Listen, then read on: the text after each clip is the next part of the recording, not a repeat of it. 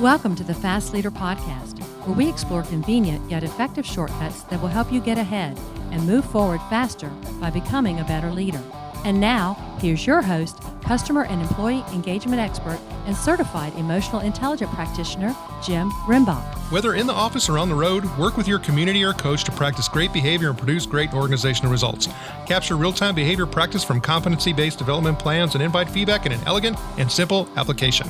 Take Top Performance Mobile by going to resultpal.com/fast and getting a $750 performance package for free. Okay, Fast Leader Legion, thanks for joining us today. I have the excitement of being able to have a good time with the guest that we have today. Sarah Simon was born on the west side of Cincinnati, Ohio, where she was an outspoken, mischievous, and athletic youngest child that loved soccer and competitive swimming. Sarah feels she was fortunate to come of age at a time when kids were free to wander all day in the woods without a map or bicycle without a helmet. Her dad was a career academic, but the lure of her mother's clicking heels and power suits was irresistible. And Sarah followed her mother's path as a businesswoman. Sarah currently serves as the VOC Consulting Director at Conferment, where she uses in-depth needs analysis to architect new feedback initiatives from scratch and run diagnostics on existing programs to optimize structure and function to yield business insight. She's on the CXPA expert panel along with me and is an industry blogger and occasional speaker. Sarah takes her free time seriously and can be found climbing the high peaks of Colorado and the world, riding her Harley Davidson or off-roading in her Rubicon. She loves cooking and traveling and hikes a section of the Appalachian Trail northbound every year. And when not doing these things, she easily succumbs to her weakness for wine, music, and muscle cars. Sarah Simon, are you ready to help us get over the hump? You bet I am, Jim. Thanks for having me. Okay, Sarah, I've given our listeners a brief introduction, but can you tell us what your current passion is so that we can get to know you better?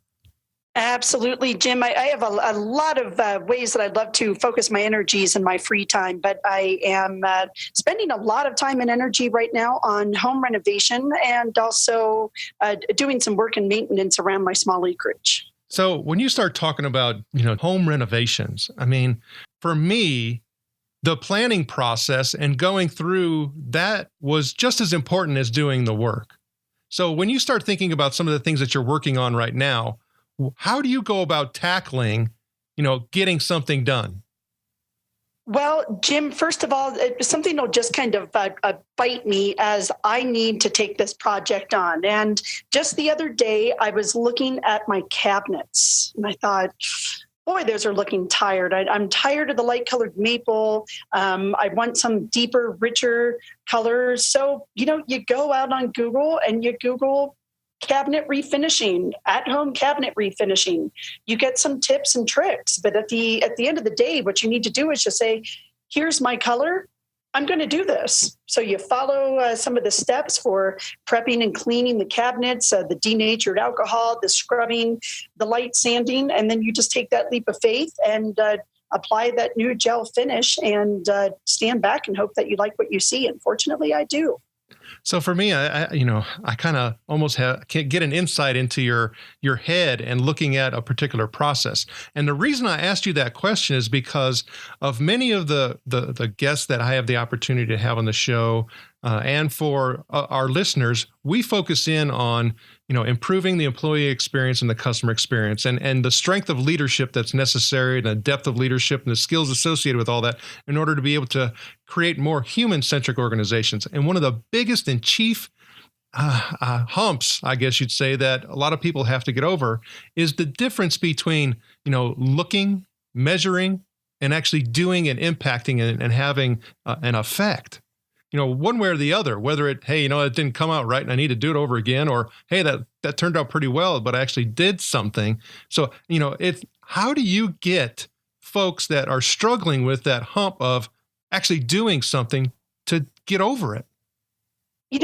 Jim, I find that a lot of times my best work that I produce is when I just say, don't hesitate, just go. And innovation requires risk, and success requires risk. And one of the things that I think in this voice of customer experience, employee engagement space, it is important to measure, right? Just like with a home improvement project, you say measure twice, cut once, right? But at the same time, sometimes we get so afraid of making a mistake, so afraid of looking like a fool in front of our colleagues or doing something wrong, that we get into this second guessing, this overanalyzing. We're checking around every corner for threats, but threats that aren't really there, right? What's the worst thing that can happen if you jump up and try to make an improvement to the customer experience, right? We need to get a little more into some calculated risk taking and stop over focusing on analyzing things to death. Some of my favorite quotes or thoughts are around courage. And a lot of people think when they see someone who's brave, when they see someone who's courageous, that person doesn't have fear. And the opposite is true.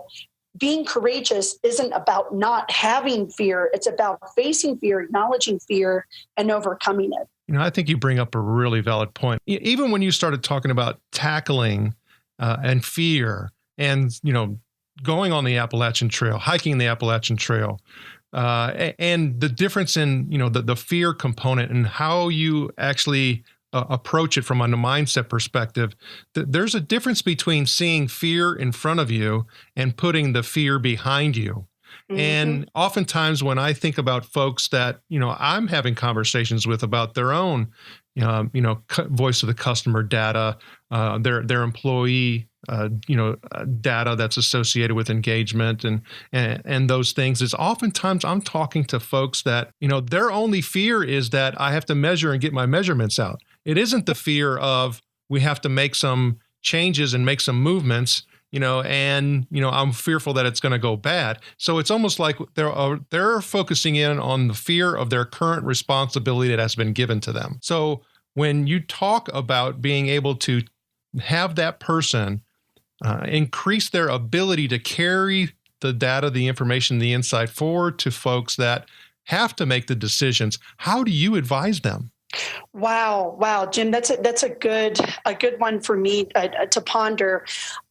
I would say this, one of the things that I've noticed for myself, whether it's in business, climbing mountains, long distance backpacking trips, riding motorcycles, when I find myself being fearful, the longer I hesitate, the longer I wait, the more that fear manifests itself. It goes from just being a fear in my mind to being a physical reaction in my body. And I've learned over time that when I feel that fear coming on, I need to just channel it and I need to move. I need to take that fear, turn it into excitement, turn it into positive energy, and do whatever it is I'm doing, whether it's riding my motorcycle on a wet road or downhill skiing on a slope that I look at and say, oh, maybe that's a little too steep for me. I just need to do it. And I would encourage, customer experience professionals, if you're a little bit nervous with something, just jump out and do it. I'm not talking about being rash or being careless, but I am saying maybe you need to be a little less cautious or a little less careful than you're being, because if you're spending all of your time measuring customer feedback, measuring employee feedback, you're not going to have any time left to actually act on some of these gut instincts. When you start seeing a trend emerging in the data and you think, that's exciting, that's the kind of thing that we can wrap a campaign around to get our colleagues excited about the customer and about partnering with the customer to build this customer experience. Just jump out and do it. Just go ahead and try. Take some risks. I liken it to when I was a kid. We had a big diving board at the swimming pool we would go to, and if a kid would get towards the end of the diving board and hesitate, sometimes they crawl back down. And I'm like, get over it. Just jump. Sometimes you just need to get to the end of the diving board, jump off, and make something happen. That's when the excitement and the innovation happens. You're not going to innovate in your customer experience program if you're constantly fearful of failure. Listening to you say that, it actually reminded me of a story that my older brother Dan tells about a time when we had gone to a public swimming pool. And at the time, I think it's unique when you talk about it today, but they had like a 20-foot diving board. I mean, it was a big facility. And I was in front of Dan. Dan's afraid of heights. I went to the edge of the diving board, and, for me, hey, that water seemed like it was close yet far away, but I jumped anyways and went head first. And let me tell you, it was a good smack on the head, but, I got up and did it again, right? And so as you were talking about this whole fear thing and where you place it, and also one of the things that you said that kind of stood out to me is that, I have to ask the question, and it's one that has to be directed to myself as well, is that, am I practicing fear or am I practicing boldness? Mm-hmm. Because it does come in one of those scenarios to where, well, you're going to get what you practice. Mm-hmm. And if I continue to practice fear, that fear is going to be the first thing I see, and it's going to stop me dead in my tracks. So thanks for sharing that. Absolutely. So quotes, you started mentioning quotes, and you mentioned about quotes of courage and things like that. And, quotes are important to us on the show. Is there one or two that kind of stands out to you and gives you that bump of courage? Jim, really, it's just do not hesitate, go. For me, that's been some of the most important. There's nothing eloquent about that quote. It's direct and to the point. I don't want to steal from Nike and say, just do it. But sometimes we need to do that. And having kind of cut my teeth and come of age in the business intelligence world, we can be a very, very cautious bunch. But as I started spending more time with sales, I'll admit at first, when I first started working heavily with salespeople, they annoyed me because they made me nervous because they're willing to go by the seat of their pants. But then I watched them have huge success doing business by the seat of their pants without over planning. Sometimes you just have to have the confidence to trust your gut.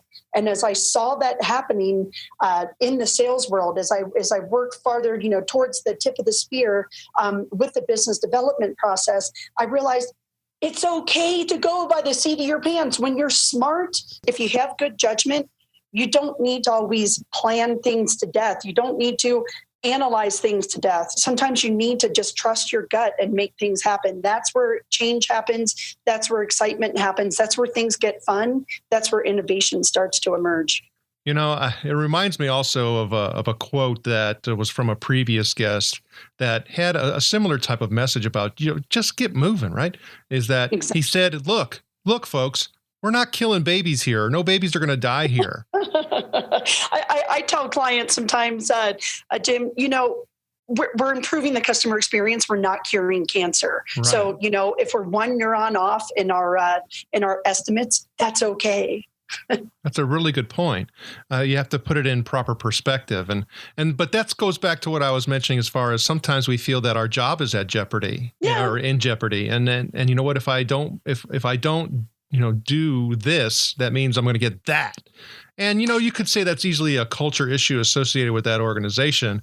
However, sure. I think as a society, we live with that fear. It's just one of those that I think that we have to, like you say, put behind us and have that fear, be behind us and hopefully propel us to make that right decision and continue to move forward. Years and years and years ago, I was more of a junior associate, kid in my 20s. I was on site with my boss and the company owner for some focus groups for a major technology client. And I was there running support for her, right? I was making sure the recordings were working, making sure that any late arrivals were ushered in, and also there to learn, right? And to, help to manage and socialize with the clients while she ran the focus groups. I had never in my life run a focus group, maybe some round tables, but, this was a learning opportunity for me. Well, after the first focus group of two that night, my boss pulls me aside. She says, I am terribly sick. I have a roaring migraine. I cannot do the next focus group. I need you to do this for me. The blood drained out of my face. I'm like, you've got to be kidding me. I'm like a 20-something kid. I have no training in this. She said, you don't understand. I'm sick enough that I think I would go to the hospital with this migraine. I need you to run these focus groups. she handed me the discussion guide, and in I go, this 20-something kid had never done a focus group in my life. And I sit down with that discussion guide, and I just had to sit myself up in that chair, summon my confidence, and be the expert. And I did it. I got through it. I led my first focus group. I had no preparation.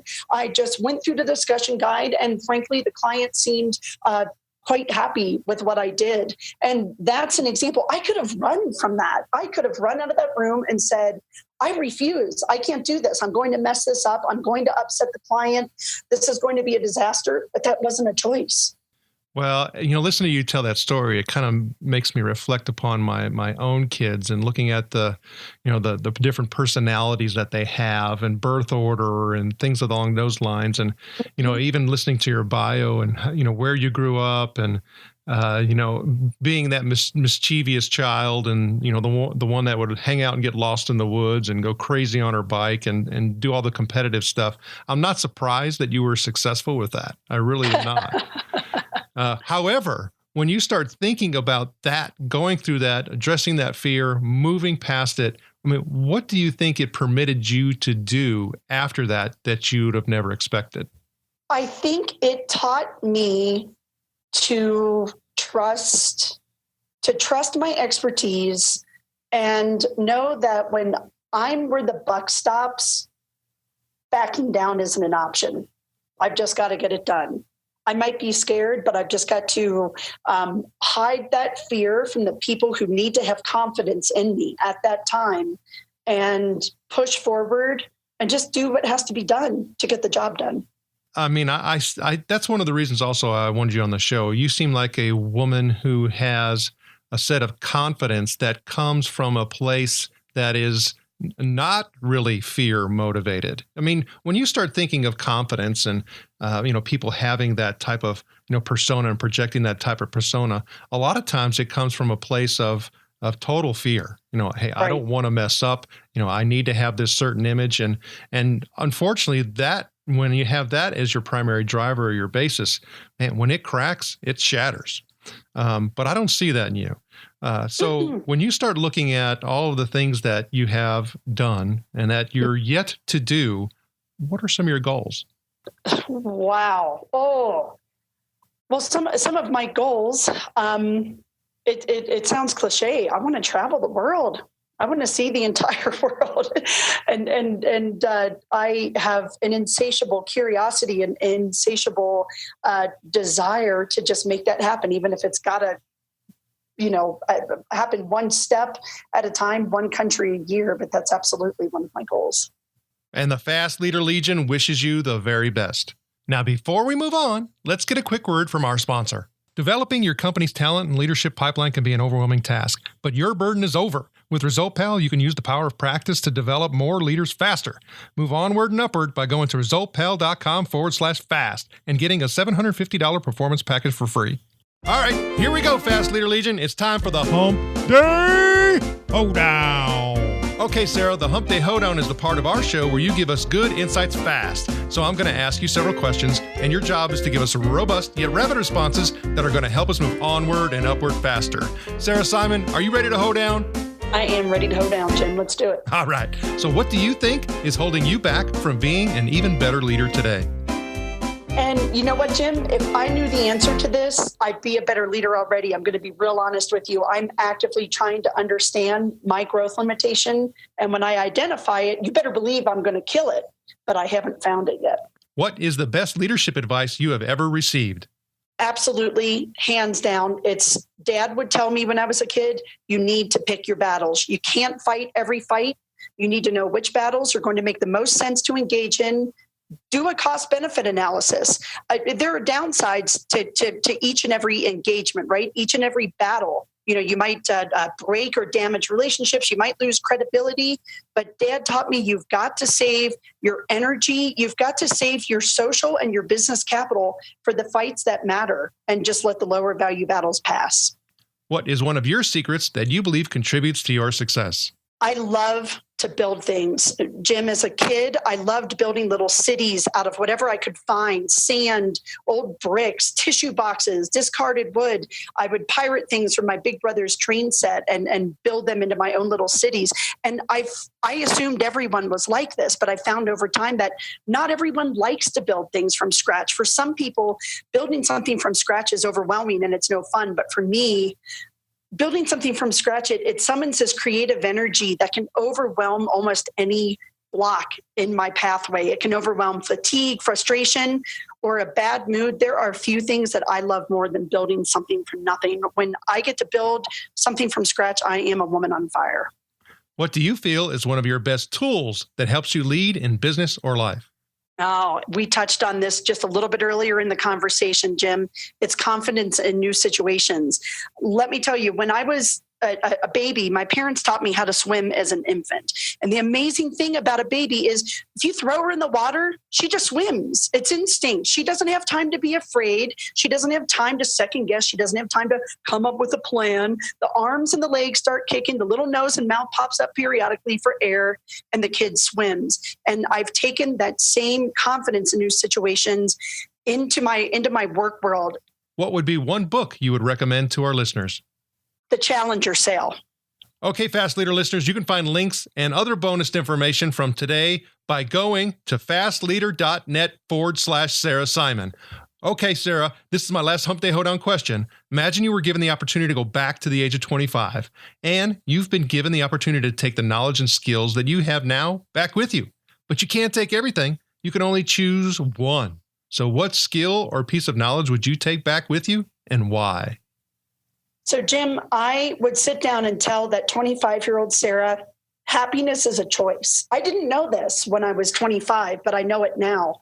I had to come to the realization that I cannot control other people. I cannot control other people's actions, but I can control my reactions to circumstances and my reaction to the behaviors of others. So I decided it's up to me to play the hand of cards I've been dealt. I can't choose that hand of cards, but I can choose how I'm going to play them. So I choose to smile and be happy. I've realized that anger and sadness, these things, they don't hurt anybody but me. If I want to carry them around with me and burden myself with them, that's my problem. So no crying over spilt milk. That the universe does not have an agenda against you. Just let go of negativity. There are rude people. There are mean people. There are negative people. I will not give them power over me to tell me how I'm going to lead my today and my tomorrow. Sarah, it was an honor to spend time with you today. Can you please share with the Fast Leader Legion how they can connect with you? Absolutely, Jim. An easy place to find me is out on LinkedIn. You can also find me on Twitter. I am at VOC Mountaineer. Sarah Simon, thank you for sharing your knowledge and wisdom. The Fast Leader Legion honors you and thanks you for helping us get over the hump. Thank you for joining me on the Fast Leader Show today. For recaps, links from every show, special offers, and access to download and subscribe, if you haven't already, head on over to fastleader.net so we can help you move onward and upward faster.